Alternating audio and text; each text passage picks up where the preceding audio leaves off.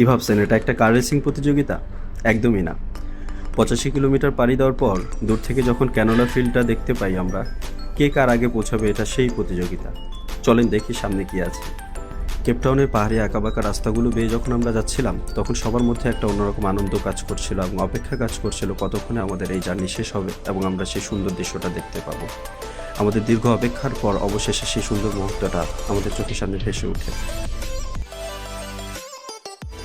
প্রায় 1 ঘন্টা জার্নির পর অবশেষে সেই সুন্দর মুহূর্তটা আমাদের সামনে এসে হাজির। সকলের মধ্যে ক্লান্তির ছাপ থাকলেও এত সুন্দর একটি দৃশ্য দেখে সবার মধ্যে যেন আনন্দের সীমা নেই, সবার মুখে হাসি, কোনো ক্লান্তির ছাপ নেই। সেদিন প্রকৃতিও যেন অপরূপ সাজে সেজেছিল। সুন্দর না দৃশ্যগুলো?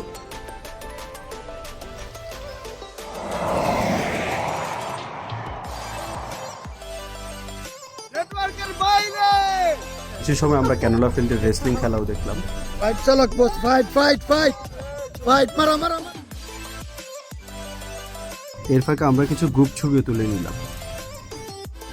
সারাদিন ঘোরাফেরার পর এখন আমাদের ফেরার পালা। ফেরার আগে আমি প্রকৃতিটাকে আবার একবার ক্যামেরাবন্দি করে নিলাম। কত সুন্দর দৃশ্য, তাই না? একটা কথা বলি, আপনার হাতে যখন টাকা থাকবে না কিন্তু অনেক সময় থাকবে, আর সেই সময়টাকে কাজে লাগানোর জন্য আপনার চারপাশে ভ্রমণ করুন। হয়তো একটা সময় টাকা থাকবে কিন্তু সময় থাকবে না। আজকের মতো ভিডিও এখানেই শেষ করছি। আমাদের পেজের পাশে থাকবেন, লাইক ফলো শেয়ার দিয়ে আমাদেরকে পরবর্তী ভিডিও বানানোর জন্য উৎসাহিত করবেন।